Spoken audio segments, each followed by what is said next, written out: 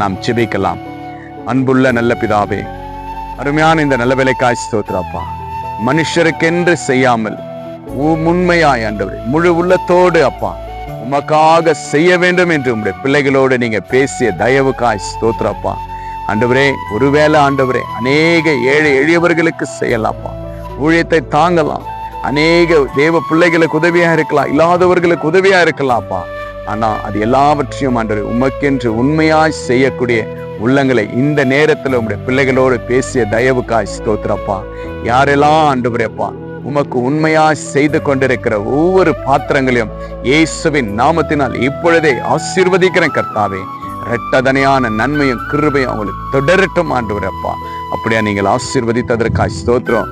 இனி ஆண்டவரே, நான் செய்கிற எல்லாவற்றையும் என் தேவனுக்கு முன்பாக உண்மையா செய்வேன் என்று அப்பா இன்று இந்த ஜெபத்து மூலியமா ஆண்டவர் அப்பா உம்மிடத்துல ஆண்டவரை ஒப்பு கிடைக்கிற ஒவ்வொரு தெய்வ பிள்ளைகளையும் இப்பொழுதே ஆசீர்வதிங்கப்பா. உங்களுடைய பிள்ளைகளுடைய கரங்கள் உயரட்டும் அப்பா. அநேக ஏழை எளியவர்களுக்கு உதவியா ஆண்டவரை இருக்கும்படி உங்களுடைய பிள்ளைகளை இயேசுவின் நாமத்தினால் ஆசீர்வதிக்கிறப்பா. உதவி செய்கிற ஒவ்வொரு கரத்திலையும் ஆண்டவரே நீங்க பெரிய ஆசீர்வாதத்தை காணும்படி உதவி செய்யுங்கப்பா. அப்படியா நீங்கள் செய்த தயவுக்காய் ஸ்தோத்திரம் ஆண்டவரே. உங்களுடைய கிருபை உங்களுடைய பிள்ளைகளை தாங்கட்டாப்பா. உமக்கென்று செய்தவர்கள் ஒருபோது வெட்கப்பட்டு போனதல்ல ஆண்டவரே.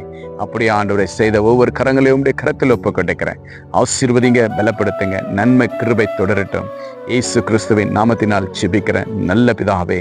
ஆமேன், ஆமேன், ஆமேன். மனுஷருக்கென்று அல்ல, கிறிஸ்துவுக்காக நீங்க செய்யுங்க மன மகிழ்ச்சியோடு.